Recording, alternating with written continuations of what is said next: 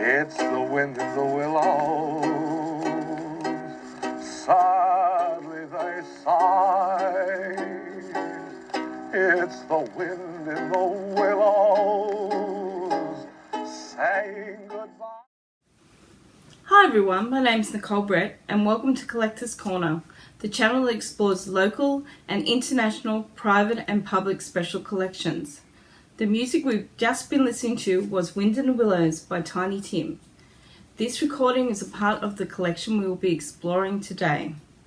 This is a very special edition of Collector's Corner as it's the first in a two-part series discussing my collection, the Sydney Luna Park Ephemera collection.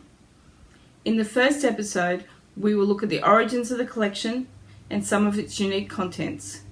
We will discuss why the collection is significant, look at the management of the collection, focusing on collection concerns including how to give greater access to private collections, and the curation and preservation of the collection.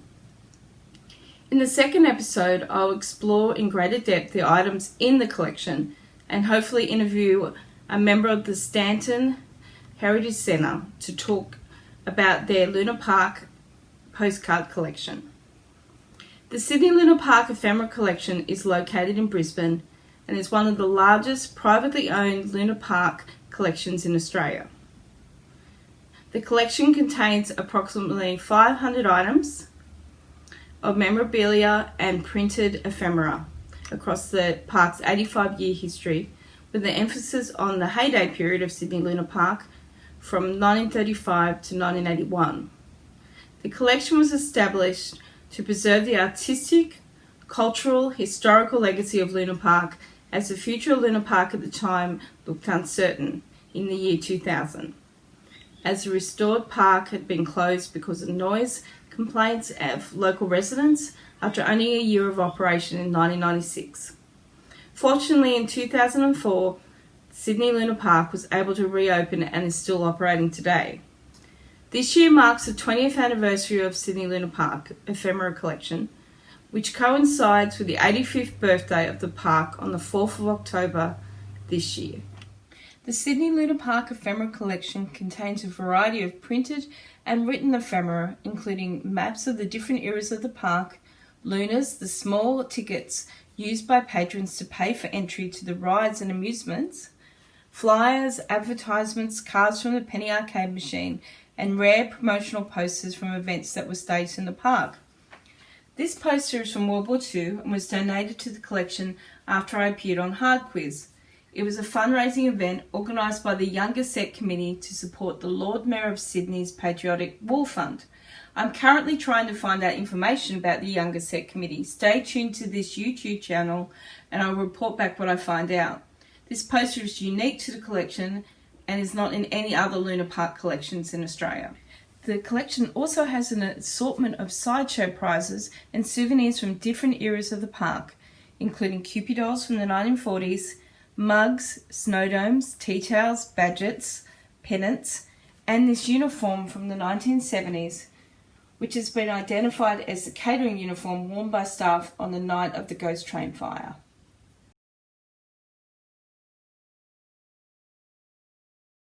The Sydney Luna Park Ephemera collection is significant for a number of reasons. Firstly, because it's one of the largest privately owned collections of Luna Park memorabilia and printed ephemera in Australia.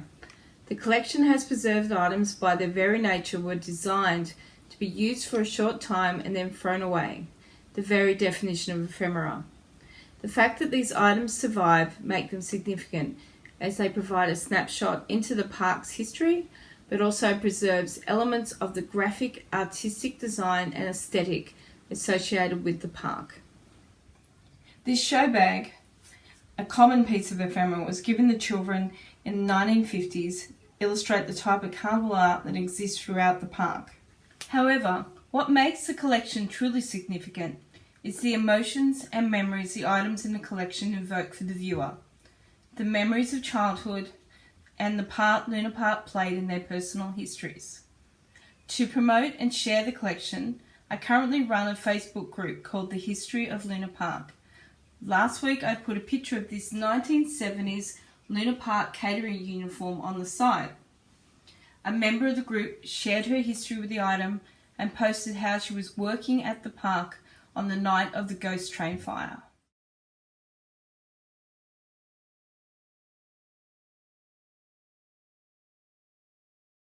As I currently live in a townhouse, I have limited space to display items. Currently the prints and artwork are mounted on the walls, and the majority of the smaller items are housed in my parents' 1960s china cabinet. I would like a larger space to store and display items.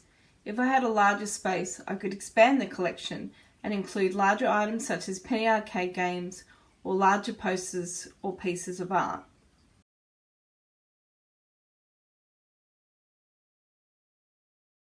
In relation to preservation, I have a number of items that are at least 70 years old. These items are fragile, and in the case of these matchbooks, they're toxic. This is why I'm wearing gloves. As the collection is stored together, the matchbooks have been quarantined to decrease their deterioration and to protect the rest of the collection.